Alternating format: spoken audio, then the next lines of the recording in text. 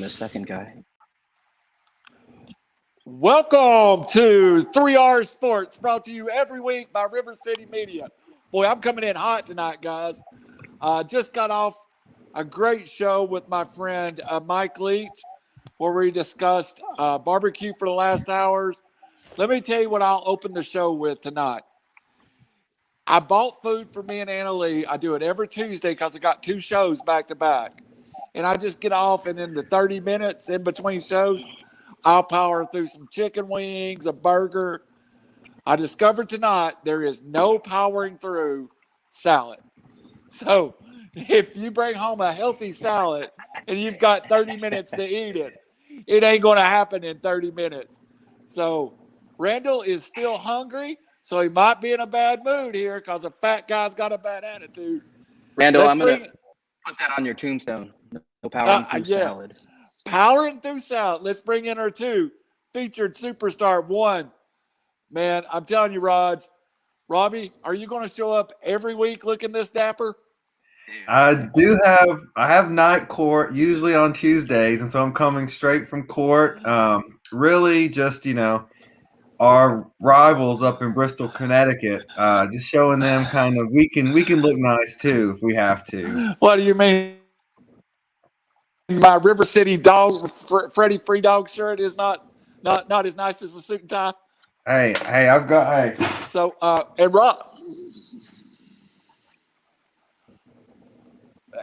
and Raj, of course, we interrupted. Thank you for joining us. You had to skip out on a baseball game, and we do appreciate it. What was the update? Had we done much? I did get an update. So lately we've had an issues with turning our hands over. He's 7. He hits cleanup, but basically he swung through a ball and clocked himself in the head without a helmet. So the follow through is not happening, but he's been hitting the ball well. But I think tonight he's thinking a little much. He's actually Ks, which are his first 2 Ks of the year. And, I'm under no delusions. I'm Indian. God made us to be engineers and doctors and lawyers, not to be athletes, but he's half white and he's pretty good. So today we went with trying to teach your wrists over, but via the lightsaber technique. We need to check your concussion protocol if he's already cleared to play. Good call. All right. So we're having a little bit of internet trouble tonight, and it's on my end. So if the signal gets a little jumpy on you, just stay patient with us. And I've got construction down below, so I figure I'm wired together with some duct tape right now. But let's get to it tonight, guys. A lot going on. Of course, if you look below, you'll see scrolling Draft Day specials. Again, it's a combined Chappie's Fantasy Chat with the 3R Sports. A week from Thursday night, we'll be here live with a special. We'll probably get through 10, 12 picks, or at least till Robbie has had one too many beers. So we'll go as low. Go ahead. Can I announce my daily 3-team parlay so people can follow along and see how we're doing throughout the show? Yeah, absolutely. Is this your bet? Is this your bet your nuts bet? No. This is my daily parlay. Very different. Oh, and speaking of, since they sent me some swag, I can go. I bet on DraftKings. They sent me some swag. Thanks for the swag, DraftKings.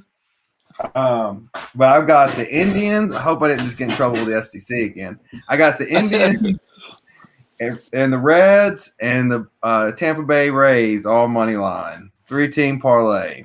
All right, and we'll. You've got the Rays, the Reds, and who?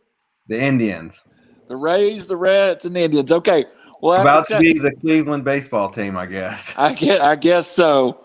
I don't know how I feel about that, but we'll have your bet your nuts segment later on tonight. So let's get started tonight and just get where we thought we would start. Let's start. Well, one other thing I wanted to start with, Rod, you're a USC graduate. We got a little bit of horrible news on the passing of Chris Brown earlier today, a 24-year-old all Pac-12 lineman. Kind of just a tragic situation. No details on why, but thought you might want to share a little bit about what kind of player he was.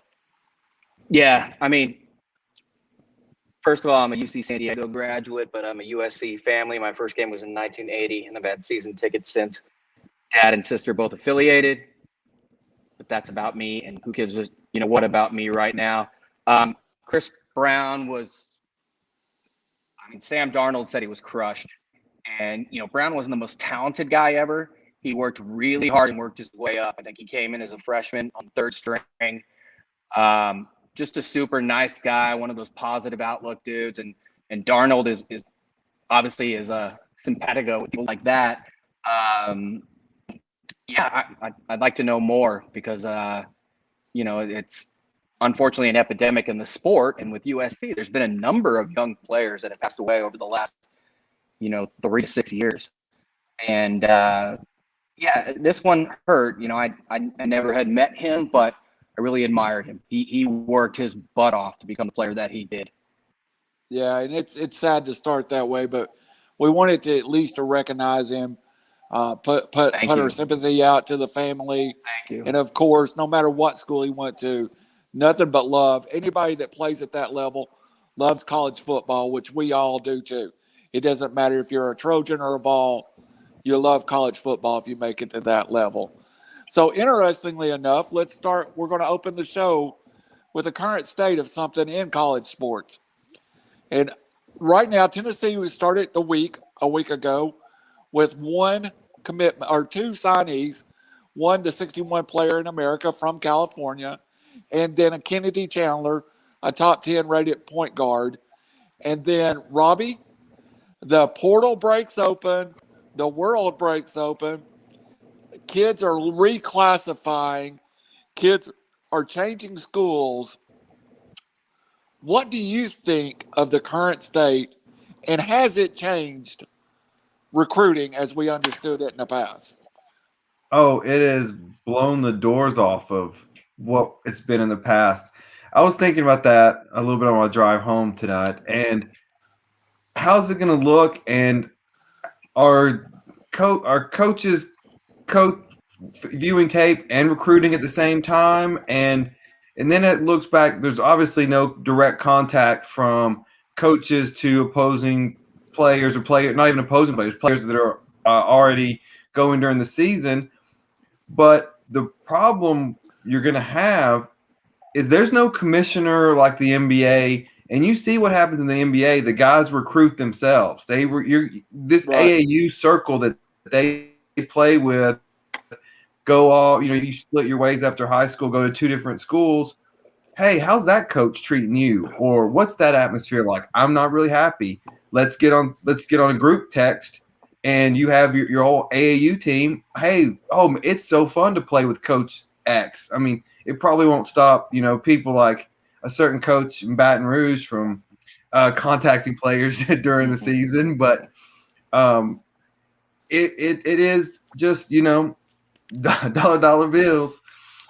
Right. But that's what I fear is it's going to make the entitled players more entitled and move away, and there's really going to be no long-term commitment. I'm not happy, or even I'm injured. I didn't get to play. Let's go try something different.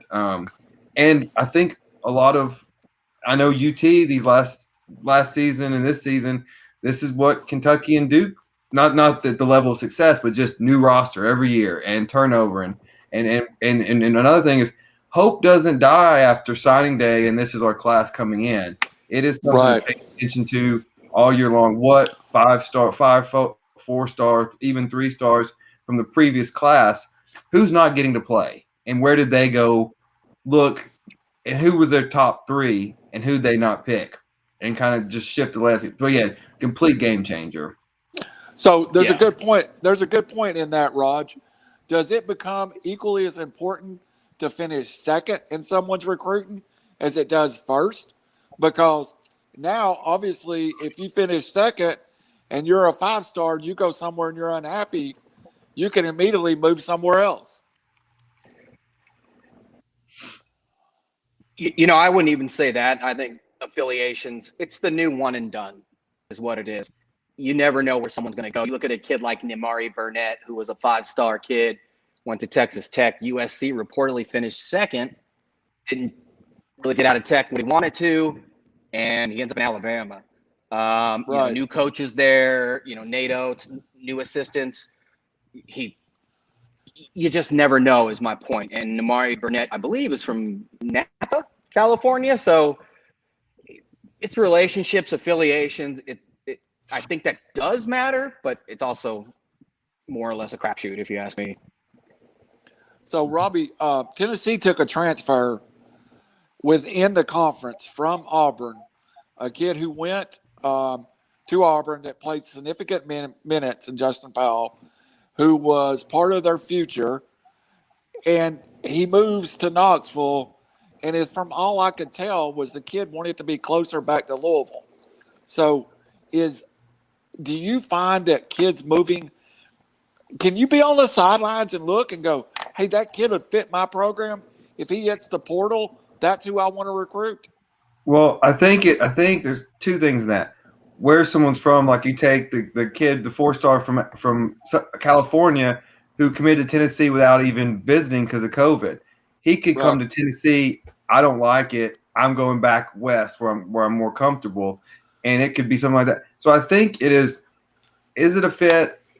Are they happy? And also, who was the lead recruiter with these kids, and have they changed hands? The transfer we being UT, got from Marquette. Well, we just hired the coach from an assistant coach from Marquette. So it was kind of a package deal, not saying any kind of impropriety because Vols would never do that. But at the same time, Kim English goes to George Washington, and Ticket Gaines follows him to George Washington. Yeah, so USC assistant coach Eric Mobley, who has 2 twin 7-foot sons, has nothing to do with how he was hired at USC, just for the record.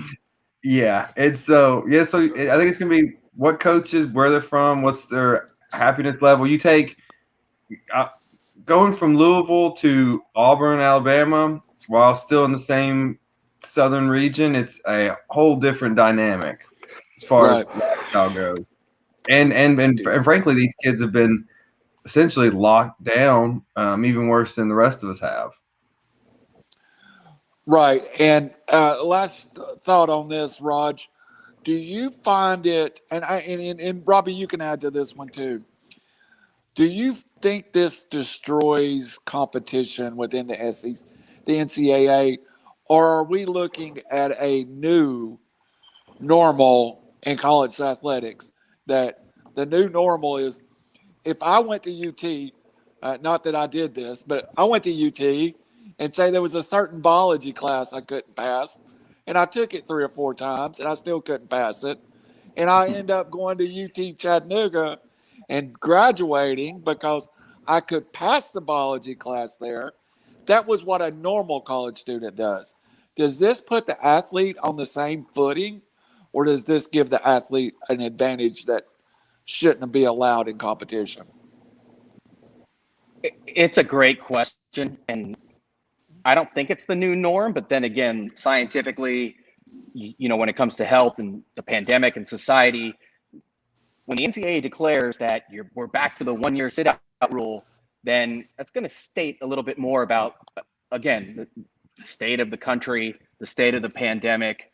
This was just kind of a one-time exception that's been brutally utilized. And, for somebody like myself from Southern California with a coach who's a total knucklehead, tons of kids are coming home, and it's saving his job, him being the coach, because of the pandemic. And hence I'm torn. But, yeah, I don't think it should ever become the norm. This used to be a commitment that you made for 4 years, really you made for life. And now it's a commitment until somebody's happy or unhappy, and then they go to the next place. So I hope that this is a temporary thing. And during the time being, we don't have fans. We can't go to a lot of games. It may as well be like hyper competitive. And but hopefully it'll go back to the way it was, or at least similar. Do you think you can put that toothpaste back in the tube if you're the NCAA? I think the NCAA is a bunch. I mean, there's nothing they do that surprises me. So either way. It wouldn't shock me if this makes sense. If any organization is incompetent enough to get away with it, where people can just chalk it up and rationalize that as, the NCAA, I didn't know, pandemic. Yes. Just because of my low expectations. I know we're running short or long on this segment, but I think that this is kind of goes back to what I first brought up. NCAA in general, and maybe each sport within the NCAA needs commissioner over the whole thing. The NCAA needs to go on the same page with the NBA and say, "What are y'all? Are you going to lift this one and done rule? Or are you not?" Because it would be much better if they went to the baseball model. If you're good enough to go. If you're not, though, you stay 3 years and play them and get better, and then readdress it. Yeah, and Robbie, I think I've also there's ways around the baseball rule. There's players that go from junior college straight to the minors, but I really like the baseball rule. It's well defined. It's worked for Major League Baseball, but I do think they're going to have trouble ever putting this back the way it was. Of course, I couldn't believe they got the one and done changed as they did a few years back. So it is. Go ahead. Real quick on that. I mean, let's be honest, and probably pretty relevant today.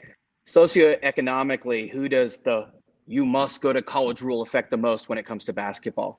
You know, that's rhetorical. That's absolutely rhetorical. But there's no reason why. With football, I think they justify it based upon, age and physicality. It's anatomical or something that people can't just go straight from high school.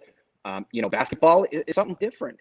And I don't understand why baseball can have I guess it's cheap and easy to have minor league system all over the country, but, something we must take a deeper look at. There's no question. They justified it in football because that was back when the rookies kept getting all the guaranteed money, and they didn't want to pay that to 18-year-olds who weren't going to pan out. And so now it's like, let's watch them for 3 years. Who's bigger, stronger, faster? We'll pay them the guaranteed money. That's kind of went by the wayside. Great point. All right, so moving on to the next segment. That's a great point. I'm sure that's something we'll come back to multiple times. But moving to the next segment, we're going to do a little bit of a lighthearted here. And Robbie sent us out something the other night, the best 25 uniforms in college football. Now, I've got another link on NBC Sports that's different than the first one, but I wanted to throw this out here. Let's just run down, and I think part of the pageantry of college football are the bands. It is the cheerleaders. It's the majorettes. It's the traditional looking college football uniforms. It's the crowd.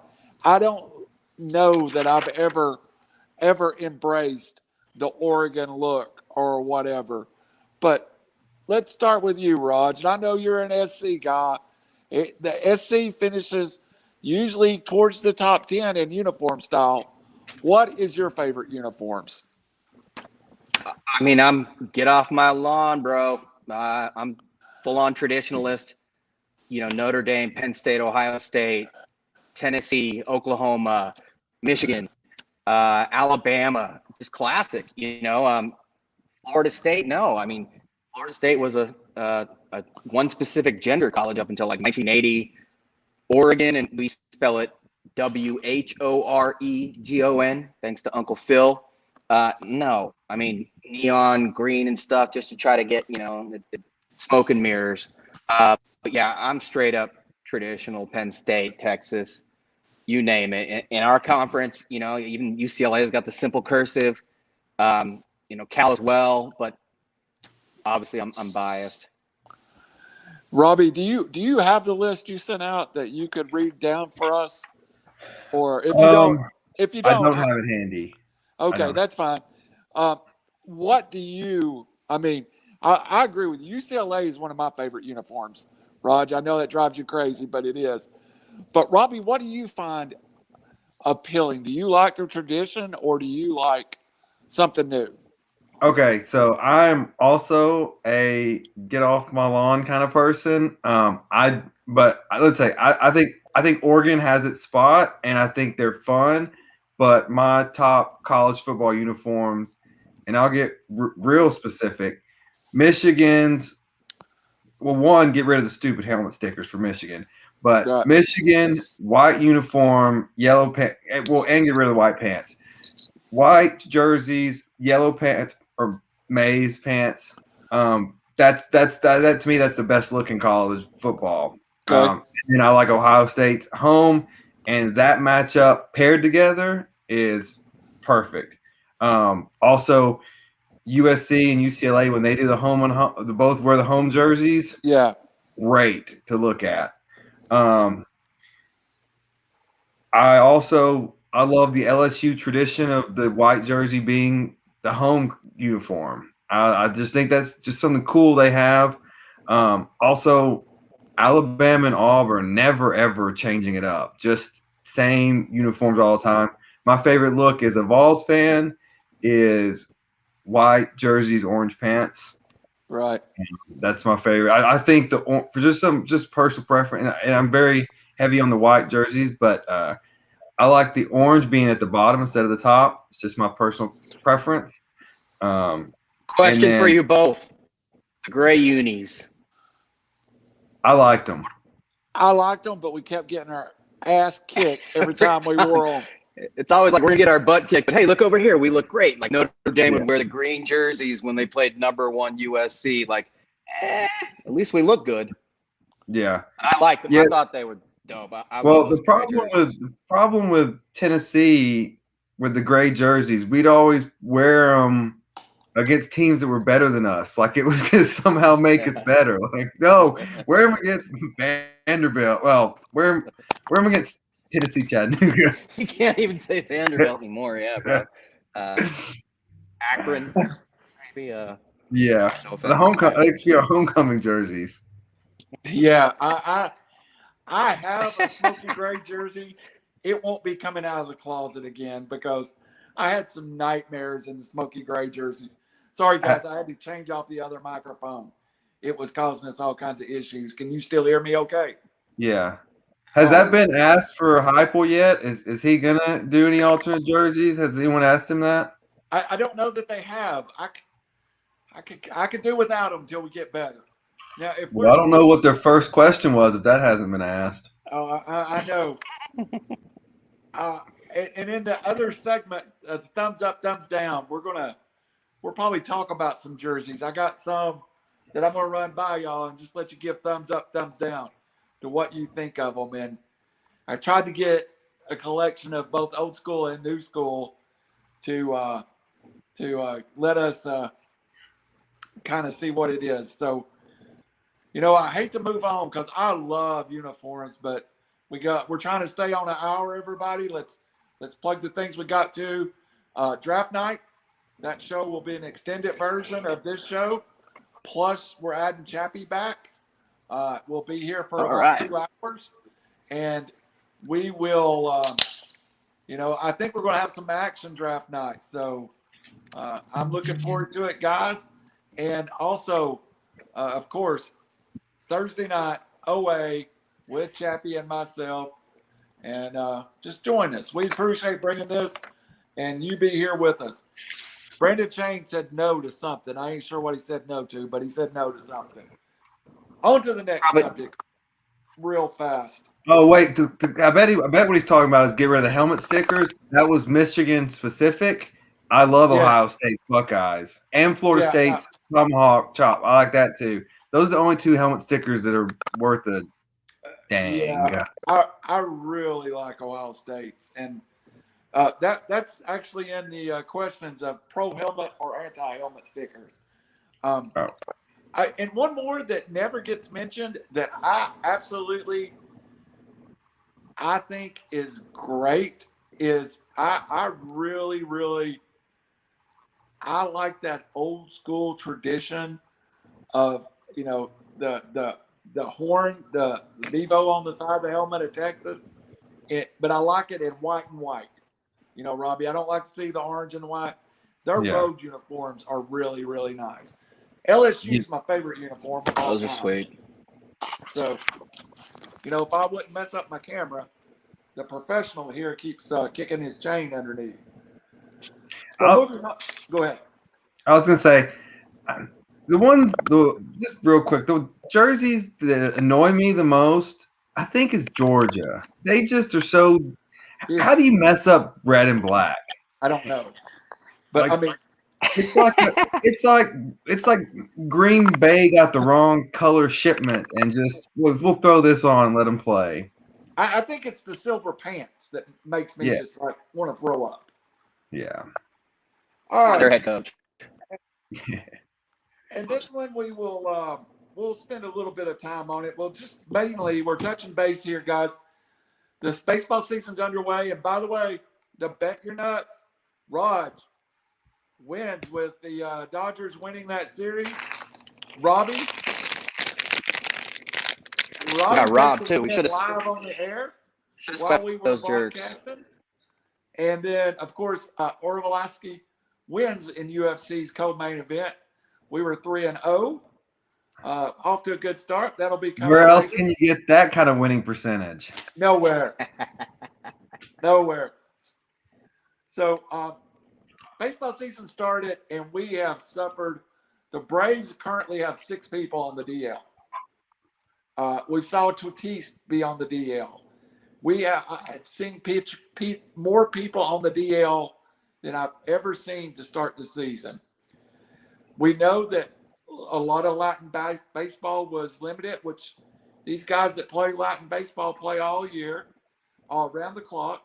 We also know that last year there was no COVID or no minor leagues, very shortened season with COVID. Is the inactivity part of the problem, Robbie?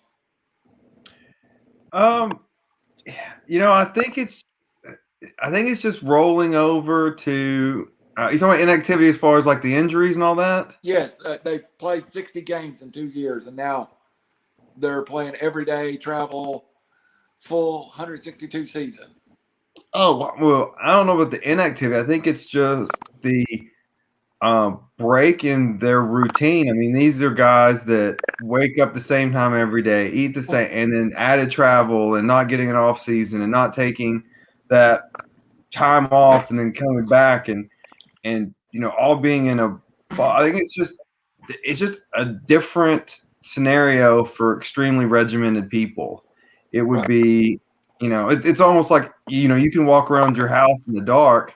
So you got walking and feeling. Well, you change that routine up. You move a table, and things can go south quickly. And so I think that's a little bit of it.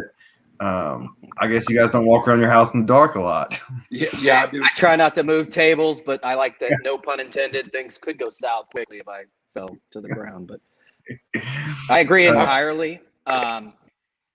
The other thing I'd add too is that it absolutely is a sport of routine, and it's also a sport of there's a lot of kids internationally and domestically that depend upon that structure, that regularity. Especially internationally. And I can't help but think there's organizations that once they sign a kid, straight out of the Dominican Republic or whatnot, and he's locked up, like they probably don't pay the same amount of attention to the kid as before. And, like Yasiel Puig, Dodger fans, we loved him, but as a personality, but he's a controversial figure, but he literally had the experiences of real life experiences of a child. And not to impugn him because he's a highly intelligent guy. The point being is you take away all of that structure, all of total dependence upon that, and then you're suddenly paying 162 games. Yeah, I think there's no doubt that's affecting things. And pitchers, my boy Mookie got hit on the wrist last night inside the forearm. His dude kept coming way inside, and I think it's affecting everybody. But yes, don't hurt Mookie. That's my golden rule, but I digress. So, Robbie, excuse me, everybody. Athletes, as Raj said, are so ingrained, and you kind of indicated it too. When they came back off of COVID, do you feel like there was a period of inactivity that just you couldn't go to gyms, you couldn't train with your hitting coaches. You could not live your life the way you had for 20 years. Do you see that now that pro sports, and baseball, I guess, is the first one that's really undertook this to look like it normally does? The routine, don't you think that's a little hard to start establishing again? Travel every 6 days, et cetera, et cetera. Yeah, and there's had to be a psychological toll it took on these players. It's one thing if you're the Dodgers and you're the whoever the Dodgers beat in the World Series last year, and you're playing it for you're playing for a championship. There's a lot of people that go down that are playing in these empty stadiums, and their teams suck, and you have to start doubting your do I love this as much as I thought I did? Right. Because there's so much adrenaline you get from playing in front of fans. Even if you're the Marlins, it must be nice to have 10 people there. But when you grow up and you play in front of all these packed places, and then now you're playing every day's got to be like a scrimmage to something. As much as wins and losses count, it's different. And does that make you work out as hard? Does that make you do that extra rep when you're just in it? You're already out of it, and there's nobody.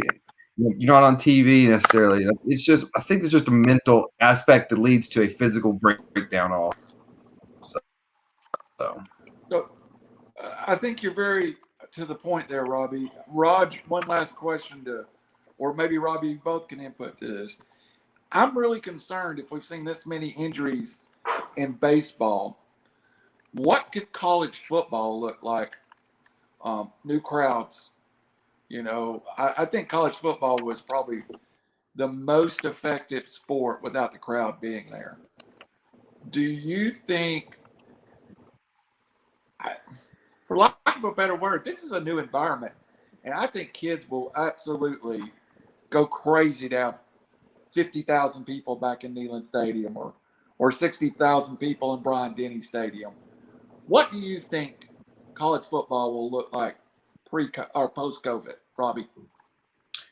I would say if we being as a society, if we're comfortable being there, it being packed, and I think you're going to have the loudest, most excited crowds. I think every game's going to feel like a big rivalry. I think people are going to be happy to be back and be able to do that. I think there's going to be, I know the first Titans game I went to, I've talked about, they did a fantastic job, but it was still different. It was nerve-wracking to see who is, even though I'm not near them, who is beside me, who's peeing beside me, who's doing whatever, who's at the concession stand beside me. Right. But I think once that hurdle is jumped, then I think it's going to be tailgating is going to be more fun. Going to the game's going to be more fun, and the kids are going to, imagine if you're a player not having the vol walk for an entire season. Right. They're going to appreciate that. They're going to appreciate running through the tee to Rocky Top to the crowd going crazy. It's all going to make for a better environment, and it's just going to rising tide lifts all boats. I think everything's going to be better whenever fans get back and people get back to being excited in person. There's that atmosphere. I know I went to a few UT basketball games. I didn't make it any football games because I was I guess COVID's been crazy all year, but I went to a few UT basketball games, and Knoxville is a ghost town, and that's not how it is. And so even as going to get a few beers before the game or whiskeys or what have you not, who drinks beer? It was just kind of lame. Didn't feel the same. Yeah. Didn't feel the same. Exactly. So, I know, Robbie, we got big news. Foley's coming back. I think part of the reason he came back was to feel normal again in that crowd. In his little acceptance or return, he was like, what if I could come back and do it again? He's going to get a chance to do it again in front of a normal crowd. So, Oh, go ahead, Robbie. Absolutely. I mean, watching him on senior night was sad because not everybody could be there, and he is truly beloved on that campus. Sorry to jump in. Raj, being West Coast, we've talked about it. There's a difference in college athletics. There is a difference in pro athletics. Here's my question for the West Coast. When the Vegas opens up and the Raiders get to experience what it's like to have a regular season in Las Vegas with their stadium, what's that atmosphere going to look like? I am a Raider fan. They were in Los Angeles when I was a kid. The first games I remember were the 1980 Super Bowl against the Eagles. I was like 4. Randall was like 38, but Kenny King took one a long way. And then in 83, Marcus Allen, a 72-yard touchdown run against the Washington Redskins. 17. Boy Norris. My bad, 17. Big difference. To me, that might as well be 38, but at the time. It might as well. Raider Nation, it's funny because let's say you're a married husband that plays fantasy football. Who knows such people? And you may say, honey, me and the boys are going to go to one road game a year. Well, you're probably going to tell your wife the Raiders are still in Oakland. But the point is, there's going to be a ton of visiting fans at every game. Mm-hmm. That being said, Raider fans are unlike any other. I hate to say this. I used to make the joke that it's not like we're saving for, well, I am, but not like most are saving for college fund, 529 for their kids. Raider Nation travels everywhere I've been. I've been to many games in Oakland. They call it the Raider Rooter in LA, Orange County, Ontario, and Burbank. Just flights to Oakland every Sunday, and they're all packed. So to answer your question, it's going to be pretty crazy, but I hope there's a lot of security. Let's put it that way, because there will certainly be a lot of road fans. I've been to quite a few Titans games against the Raiders, and yes, Raider Nation shows up every single time. Oh, I have as well. All right, fellas, we've got one more segment, and then we've got our weekly, and we've done away, folks. I got the message. I got rid of the dumb bear and bull thing because nobody knew which way it went. We're just going to go thumbs up, thumbs down. Wait. I finally watched an entire baseball series, and we're not going to talk about Dodgers Padres. I watched it all. Next subject. Floor is yours. Sorry, I'm not the host. My bad. It's the Dodgers Padres. No, we can go. We can go. I'll just throw it. Great series. I went 1-2 betting on it, but man, those teams are good, and they're going to be fun for a while. It's the new Yankees Red Sox. It's our big rivals, the Giants. Because I played so well for the Dodgers, but after spending a lot of time in San Diego, America's greatest city, and I know Rob would agree, it's pretty cool. Because when I was there, it was like Cam and Nitty, even though he cheated. Kevin Brown, like back in the day, and the Padres were good. We used to call him Mr. Ho-Hos, but much respect to Tony Gwynn. But there's just a natural geographical rivalry between the two, and now it's like fully backed by talent. Even the Angels are good. It's kind of crazy because usually we're used to watching the East Coast dominate, the airwaves and Sports Center and whatnot, and I think West Coast is much better baseball this year. So the Padres sucked when I lived there. In our thumbs up, thumbs down segment, I actually did have a couple of questions, but let's go ahead and pull them out. And I just realized all three of us lived in San Diego at one point. It's kind of crazy. That's why we're East Coast, West Coast show. We're definitely. We are running ads in California as we speak. But I was going to ask you, you said it a minute ago, is the Padres and Dodgers the new Yankees, Red Sox for the National League? Is it? This team for years has had a rivalry with this other team, but they couldn't beat them. Does the Padres now have to beat the Dodgers to actually have a rival in that Like it seems like until 2004, the Red Sox talked about the Yankees being a rival, but it wasn't. So we'll start there with you, Rod. It's probably more geographical because I don't want to disrespect the Atlanta Braves, who, my wife is a huge Braves fan. Randall, you're a huge Braves fan. We got pretty lucky to get past the Braves last year, and it's the same team coming back, young pitching, great young farm system. They re-signed Osuna. Obviously, there's a guy named Acuna on that team. I heard he's pretty good. So I don't want to necessarily say it's Dodgers, Padres, because that's not necessarily it. Maybe it is because the Padres have two guys, which is crazy, but with $300 million contracts, and I guess we only have one. But Bellinger and a few guys are due budget pretty hawks soon. over there. Yeah, exactly. So the star power is greater between LA and San Diego, and geographically it's intra-division. So it's a great rivalry, but like in the NL, I mean, do not discount the Atlanta Braves ever, because I firmly believe that a team as constructed must pay their dues before they get to the ring. And as a Dodger fan, I can't tell you how many NLCS games I went to since 1988. Wow. Okay, now it's our turn. The Braves have paid their dues in miraculously depressing ways. They're right there too. My point, and baseball is also about who gets hot at the right time. The mid-season trade deadline, you could acquire an amazing reliever. So I don't want to just say those two teams is the craziest rivalry, but it's fun to watch in Southern California, and I haven't been able to say that in a long time. Robbie, did you enjoy? I mean, you don't watch a lot of baseball, and you watched it. Did you enjoy seeing names that you hadn't necessarily heard of before, and how good the Padres, some of those kids are? I'm not just talking about Tatis. There's talent everywhere on San Diego. Yeah, I will take a step back and contradict one of the things Raj said. You have to pay your dues in baseball, or you can just get some trash cans and make some noise. Fair. Notable exception.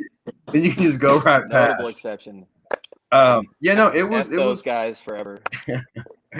It was fun to watch. As a self-proclaimed, I'm a go to the ballpark baseball person, but I'm not a watch on TV very much baseball person.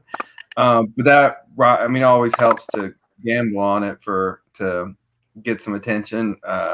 But I had fun watching it. The games were good. The rivalry is intense, and a ton of young talent. The Padres are, I'm not sure how they're footing the bill, but they are, I guess. But yes, I think Petco, Randall, it wasn't built when you were there. Obviously, they were probably still in Qualcomm, but Petco is Petco is a fantastic stadium, one of the, I'd say, top 5 in baseball, and it is in downtown, which the district is blocking. I'm losing focus on the district. What is downtown San Diego? Gaslamp. Yeah, so great built right in the gas lamp. So if you're ever in San Diego visiting or you live there, go to the Padres games when you can. I would like it for when I lived there. It was just we just went there and drank and, hey, Padres suck, no big deal. $5, $10 ticket, you get in.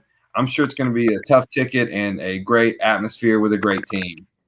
I paid $3 to go to a Padres game one time. I paid $1. Just to sit in right field and just to make fun of Tony Gwynn. But even though he's great and I respected him, we thought he was chubby. That's how intelligent and clever we were.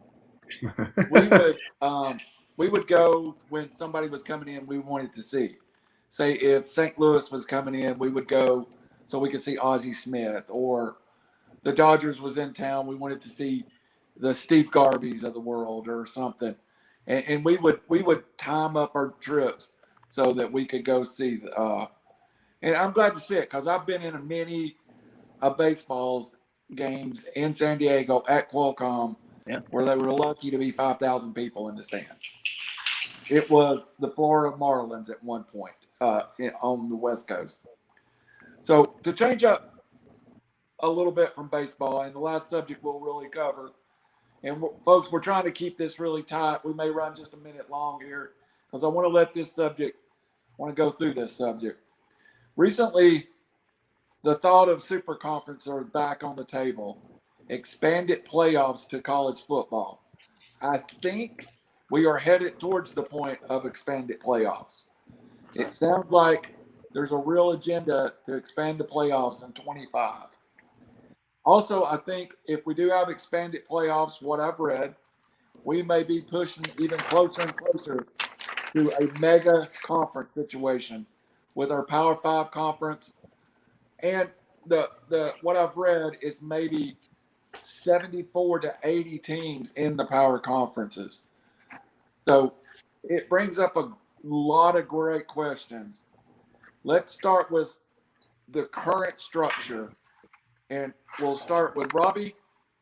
Are you happy with the 4-team playoff system? Is it enough for you?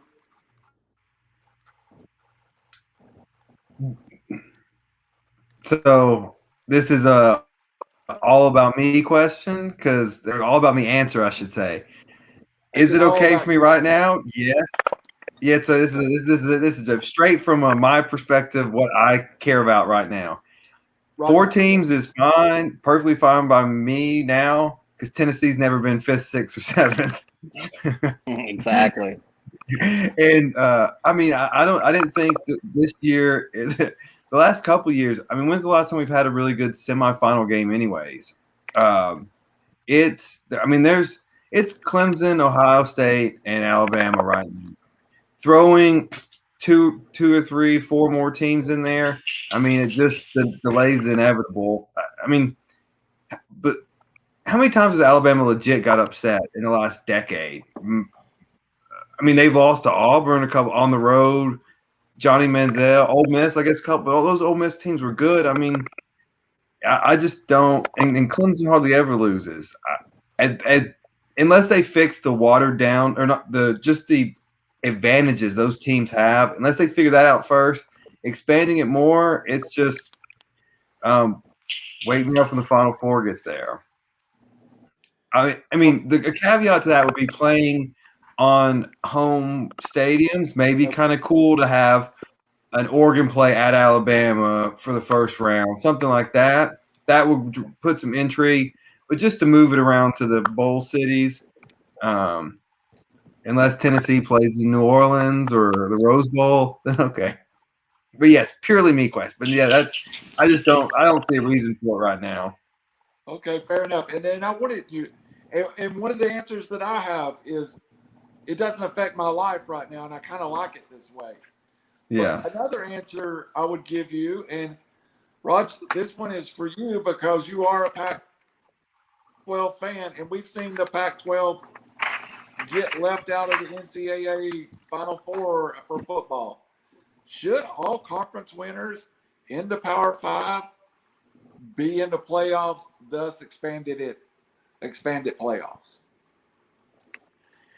I mean, if it's the Power 5, then you're talking about 5 teams, right? Do I think it should be expanded? Yes. I think the rationale behind that was, let's be realistic, it was the money. It doesn't mean you can't sponsor any one of those 8 games, number one. Number two, regular season games don't mean what they used to. Now you have to play these out-of-conference games against, Alabama or Ohio State. Oregon's playing them. USC plays Bama. Just to kind of, for some conferences, to compensate for the lack of talent on your resume. But the point being is it's the same premise, if you ask me. The Pac-12 is very different in the sense that it's regionally harmonious, meaning that, in LA, there's USC, UCLA, and they play the Arizona schools, Arizona State. Cal, Stanford, right? Oregon State, and the mountain schools even. Utah is why they came in there. Colorado. So it's a little bit different there. But in the SEC, does anybody care if Tennessee plays Missouri? No. I mean, I don't think so. So why not shorten the conference season 2 games and make it a 16-team playoff? Because you never know. You really don't. A team like Oklahoma with that kind of speed could face, a team like Ohio State that's just, 3 yards in a cloud of dust, and they can run them out of the stadium. You never know. And, I think the money in the committee is probably holding it back, but, give us a shot, because 4 is far too small, in my opinion, of a field. What I think what would make it intriguing and get some upsets is always making one of the non-power 5. Like, you get like a good Army, a good Navy team in there. Like, I would love to see the intrigue of, hey, it all on the line. Here's a triple option team coming at you, and just seeing how that would play out.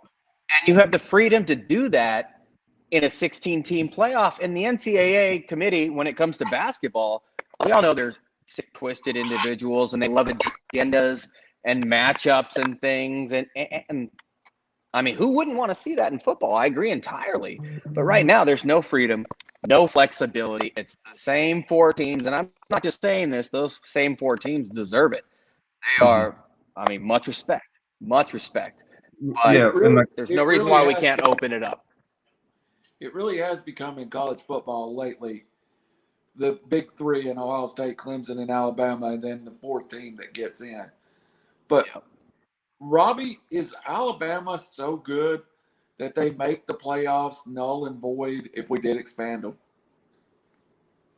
Oh, if you expand it, yes. As long as Saban's there, absolutely. There, if it's 8 teams, yeah.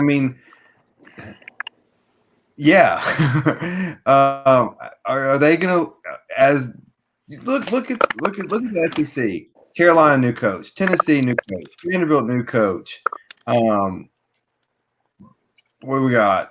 Missouri new coach, I believe, or second year coach. Yeah, and you got Kiffin, Leach. Ed O had his magical year. Saban will out coach him for the rest of his life. There's no way Saban's losing 2 games in the SEC that's currently constructed, because they don't play. If memory serves, they don't play. Well, they don't get Georgia every year, but and Tennessee's not a threat. So the Auburn road game gets them quite a bit, but Auburn's got a new coach, and it's not Gus Malzahn anymore. So is that guy going to be a threat to Saban? So yeah, if it's expanded, Alabama, book your ticket. I actually disagree in the sense that Bama has been able – they are so good. And, again, as a Southern Cal guy with Matt Leinart, Reggie Bush, I go back to those days like they were yesterday. They were like now 2 decades ago. And I used to be like jealous of Alabama but consider our program to be better. Now they're just untouchable. That being said, the first game is always so boring because it's so vanilla.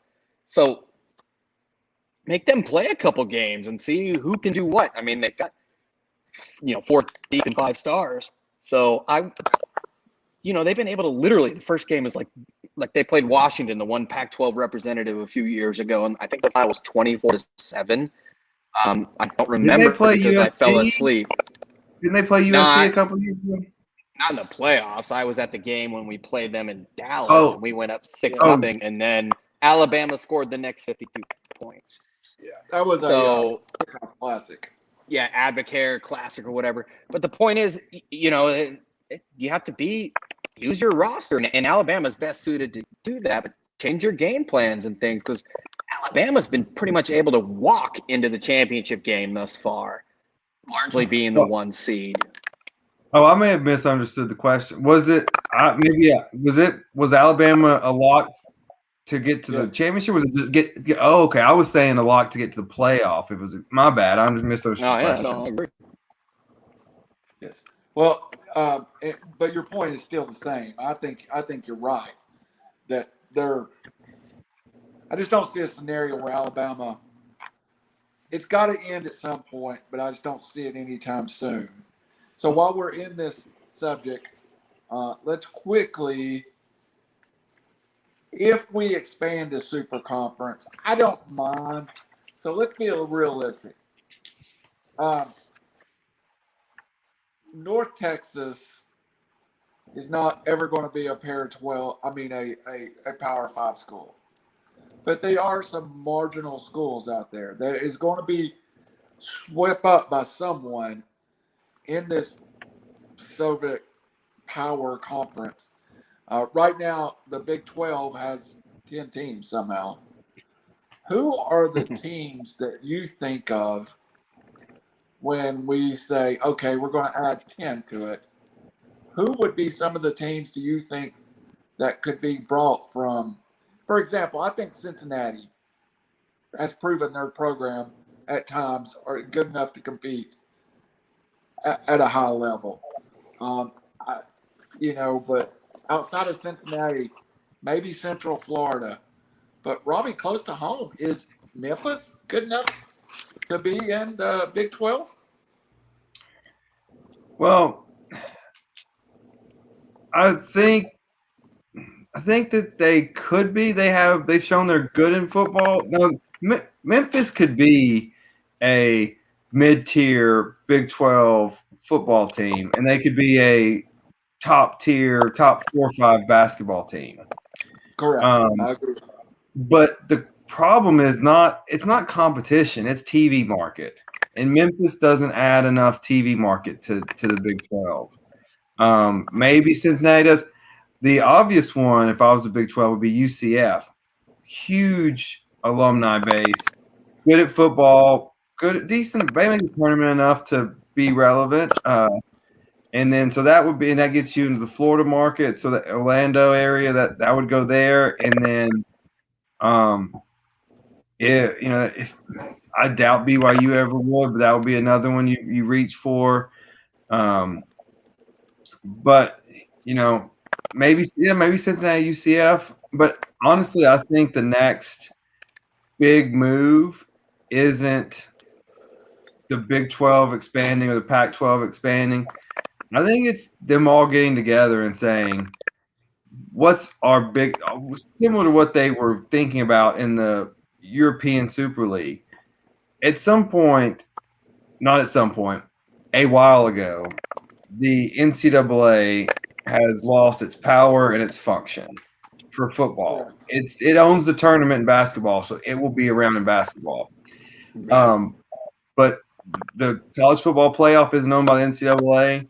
And so take your ball and say, we're leaving. We are being essentially what the XFL, what everyone has been trying to do to the NFL, but they've already got the built-in teams, stadiums, fan bases. They've got all their structure. We're taking our ball and we're going and we are negotiating our own TV deals. I mean, what ESPN just paid, what did they pay? Like $1 billion a year for the SEC or something like that? For the SEC Game of the Week? It's unreal. I think it's like $1.1 billion. Yeah, so why would you not just say, all right, let's band our best, I hate to copy the NFL, our best 32 teams, and let's split it up just like they do. And because they've got a fan base that likes the college football that doesn't necessarily watch the NFL. I think most NFL fans watch college football. So there's it's just there. And so to keep playing by the NCAA rules when they're outdated and not needed it's just kind of silly. So is it 32 though? I mean, I guess that's my $1 million question. If I pick the best 32 programs right now, I would leave a Tennessee, I think, would be left out, which is a 100,000 seat football. 16, yes. 32, no way. I don't know, man. But, you guys would. Akron was pretty good last year, but I certainly think it should be expanded. 32 may be excessive because again, it's at the expense of conference games and revenue sharing and all that nonsense that can probably be supplemented with sponsorships and whatnot. But personally, I think it should be a 16-team tournament, and it should be something that, because I don't think 16 compromises the things that we love about college football, which is the rivalry, the pageantry, the bands or whatnot. Let's say number one, obviously a hypothetical, number 1 Tennessee's playing number 16 Memphis, or number 16 North Texas. It's not going to have a lot of magic there. So I think that would diminish, rather if it were number 32. Point being is we have to preserve what makes college football great.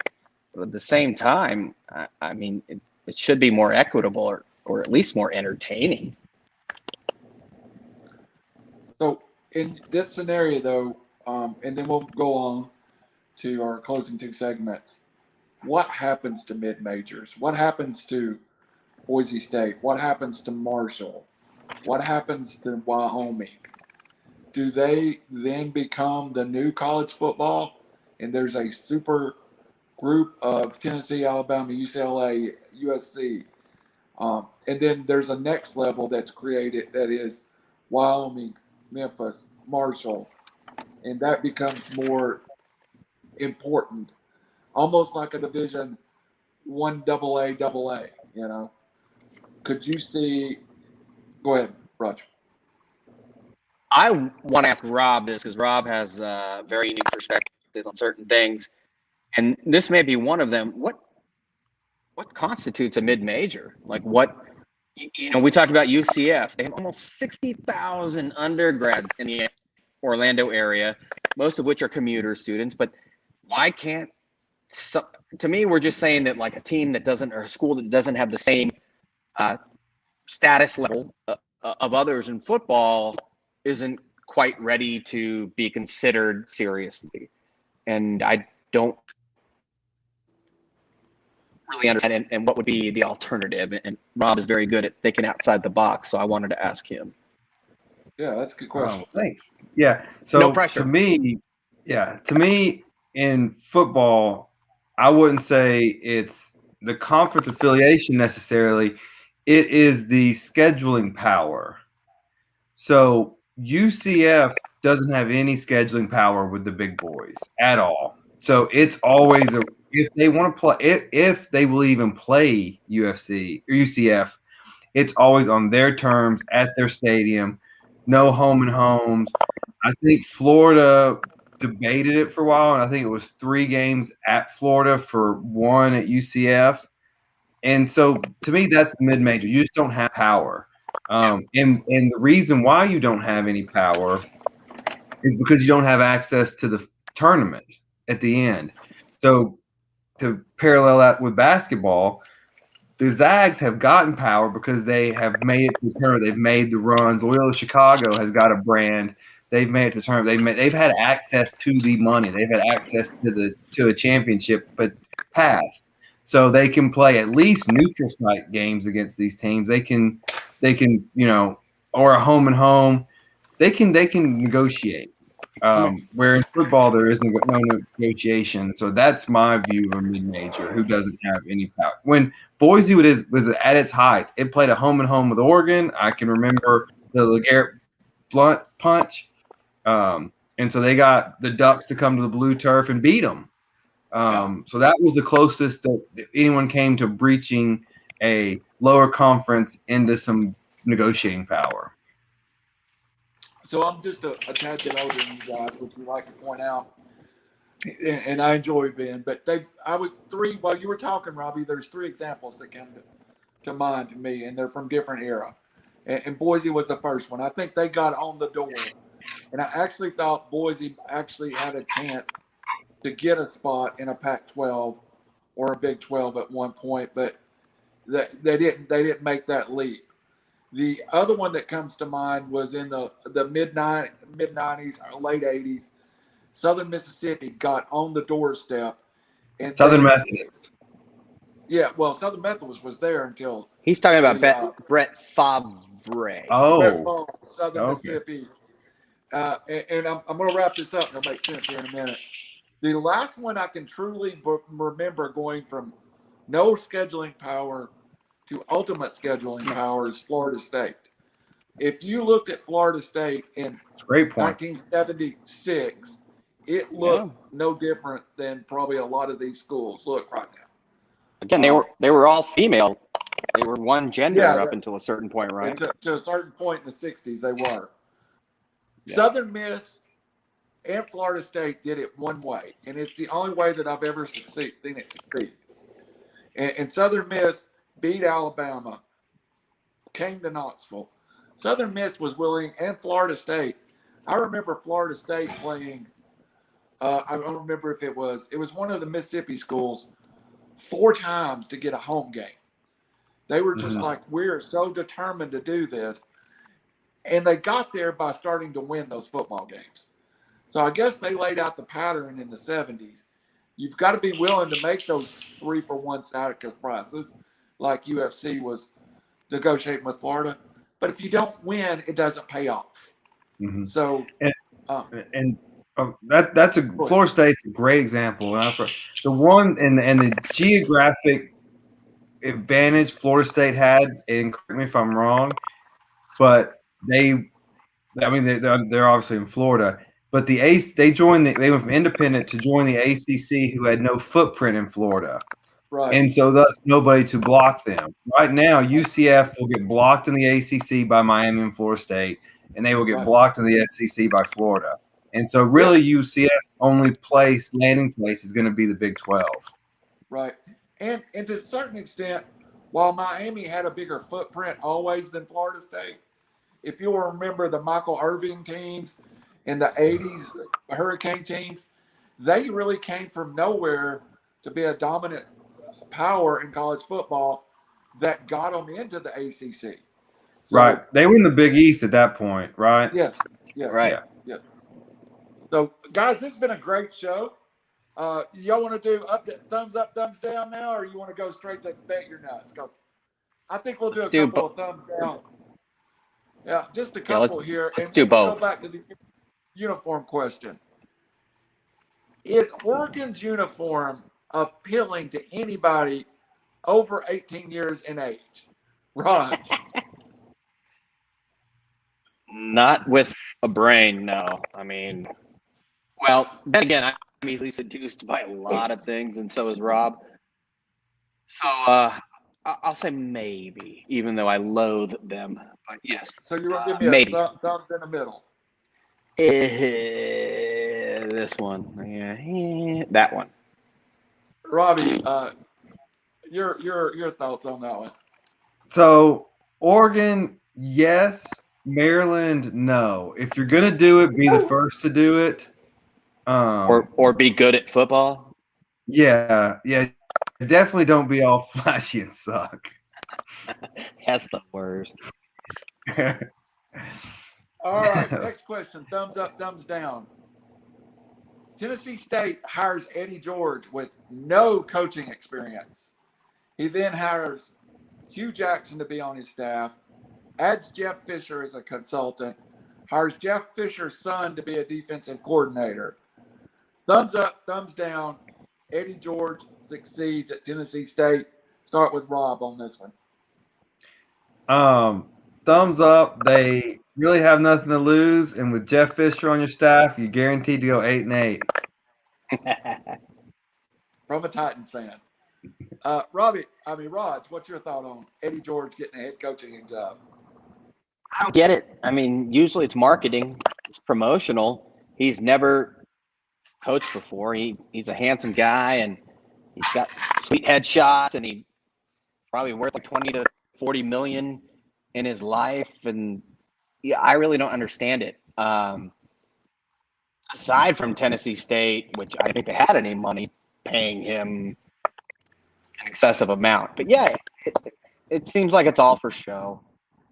I mean, good for him when they it's just like Dion at Georgia State. At least Dion pulling recruits. And maybe Dion was the blueprint. But the proof is in the pudding. After 4 years when they're fledgling, he'll be gone, in my opinion. Robbie, hey, so is Josh Heupel, so they can have coaching searches together. Thumbs up, thumbs down. DraftKings and FanDuel make me watch sports that I'm not even a fan of so I can gamble on them. We'll start with Robbie Davis on that one. Hey, hell, I'm going 0 for 3 on a parlay right now on the score I don't even really watch. Go baseball. Actually, I'll take that back. 1-for-2. The Rays are winning right now.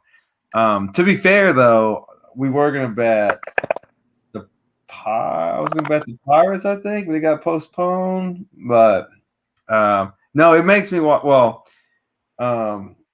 even before these legalized means of gambling, I like to keep a little ledger just for my own sake. But no, I think just all the sports and just being stuck at home, even though I usually go to sports bars and they're on in the background, but at my house I have the volume on, and so it's making me watch more and pay attention more. It does me. I mean, 100%. I am a guy who kind of lost interest in baseball that is now 100% in baseball, looking at the starting pitchers every night. And I think a lot of it has to do with I play DraftKings. Y'all saw the other night, I was so excited. I won a West Coast contest for $200, and you thought I'd won the World Series. Much respect, because you had to stay up till like 2 a.m. on the East Coast, man. I did. Quickly, that's the age-old question. Would you root for your fantasy team over your favorite team? And I think it depends on the person, the amount of money, where you're from. If you're from a big market team, probably not. If you're not, then yeah, I'm sure you would. I mean, I think it makes things interesting. Personally speaking, when I bet and lay it down, I'm not trying to generate massive amounts of wealth. I am trying to generate massive amounts of interest. And that may sound arrogant. You're doing it all wrong, man. Obvious. I have a certain amount that I'm set, just like Vegas, dude. You go there, I got this much that I'm going to lose or spend. If I win anything or anything above that, it's all gravy. But I'm still going to love it no matter what. So I'm a little bit of a different beast. So thumbs up.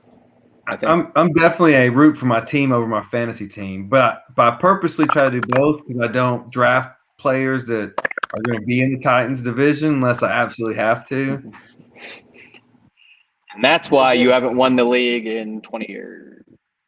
It's getting embarrassing. Yeah. This. Let's not talk about that. All right, guys. Well, I mean, let's plug our stuff. Of course, every week we are here at 8:00. 3 hours sport. Robbie, Rod, and Randall. It's a great time. I think we bring you a lot of great content. Wait. We forgot nuts. Yeah, we're not doing our lock of the until next week. I got nuts covered. Okay, we'll let you host. I'm just plugging. Randall said, Robbie wearing a tie like he worked today. Probably played 36 with Criminal. I like that one. So here every Tuesday night, and I guess we're going to do. Are we going to do a show next Tuesday and do the NFL draft special? Yes. So we're going to record 2 different nights. Robbie, you might want to clear that with a certain female that I promise never to make mad. He doesn't even have a kid, dude. Stephanie's on board. No, Rob, sack up, bro. Sack up. Oh, no, are you kidding me? I wouldn't. She'll be happy I'm in our office instead of the draft on the big TV. Okay. She is pretty cool. She is super cool. So we'll start at 7:30. We'll go to about 10 o'clock or to Robbie's 12-pack.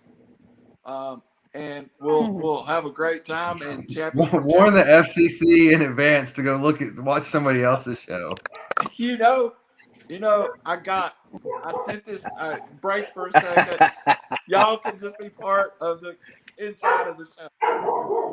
I sent it to the network that we were going to do this, and they were like, "Okay," and I made a joke. I was like, "Yeah, it just matters. We'll go till 10 or till Robbie or Raj says something so inappropriate that I have to kill the feed."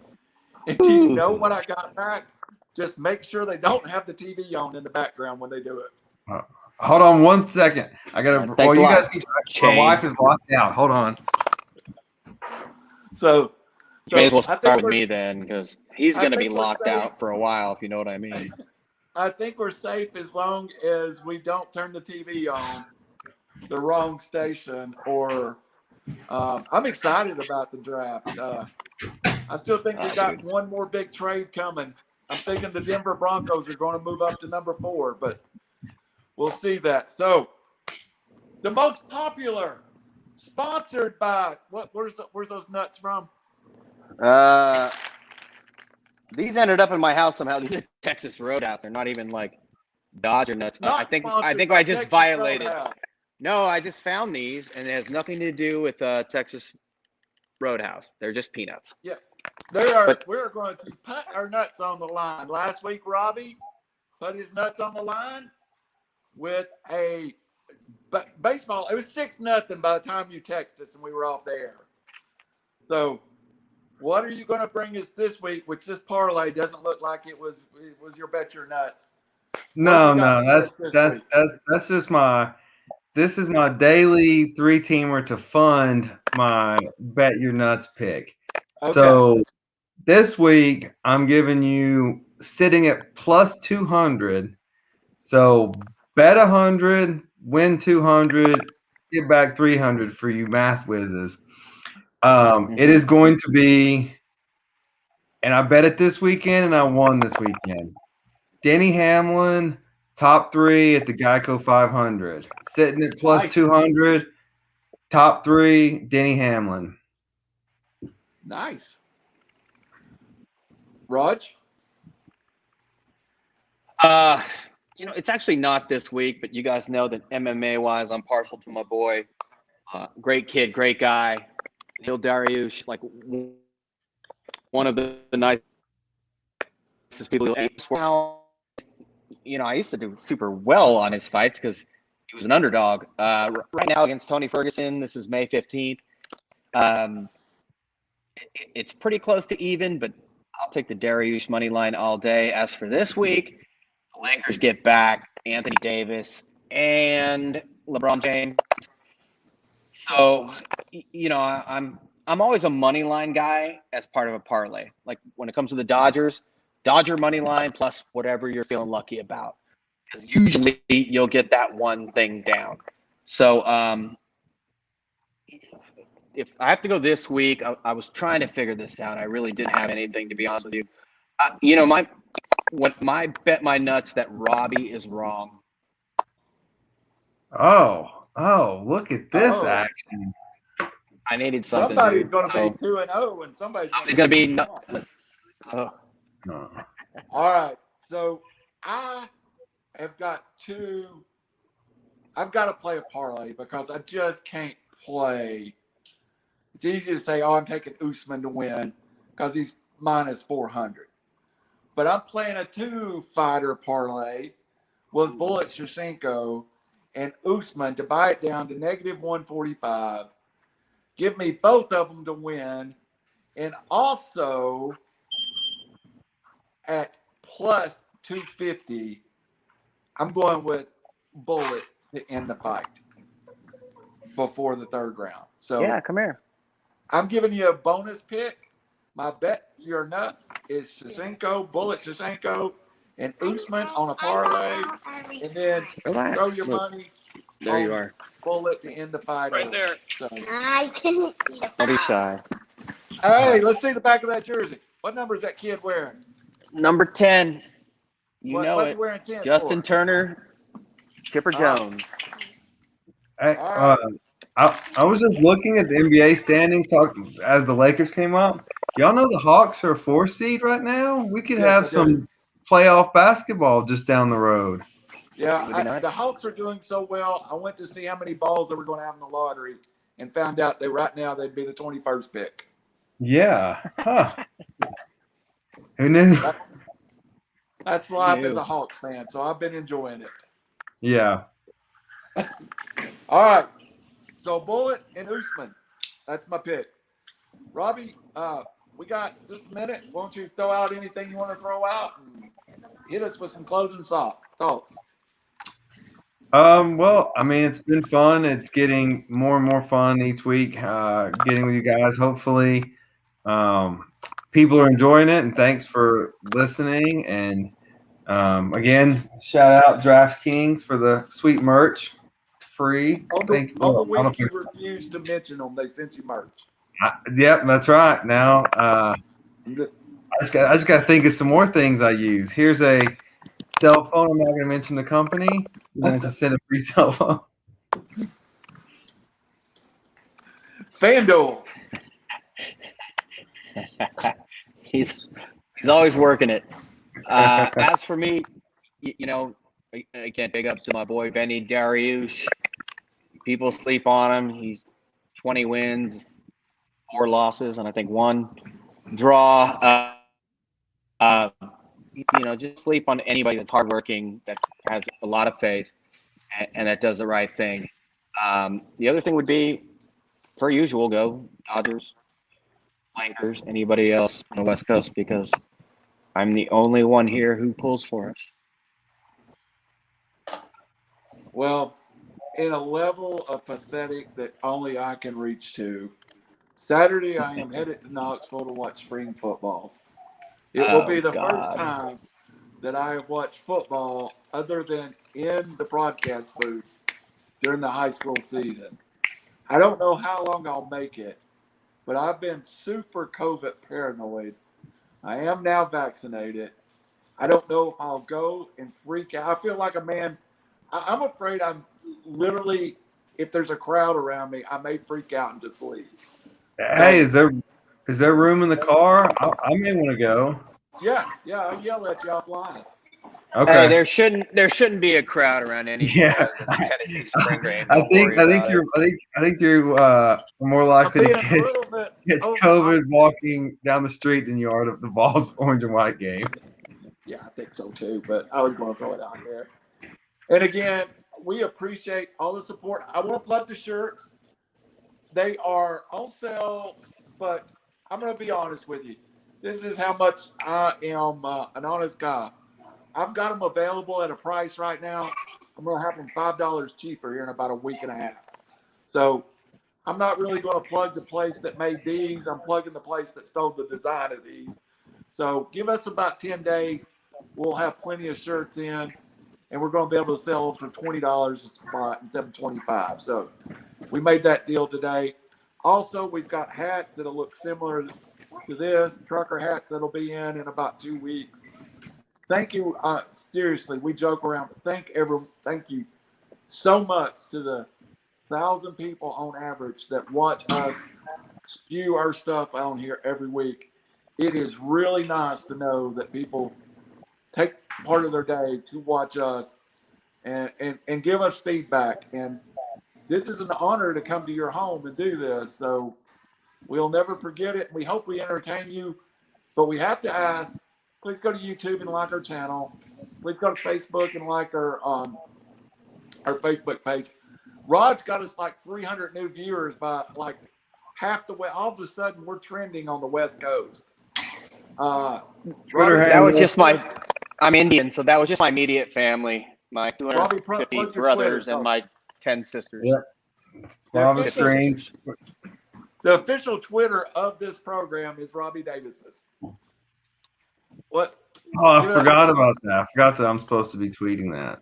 Too many cocktails at the beach last week. Yeah. All right, guys. Well, we appreciate everybody. We'll see you next week. Take care. Take care. That's a sudden meeting.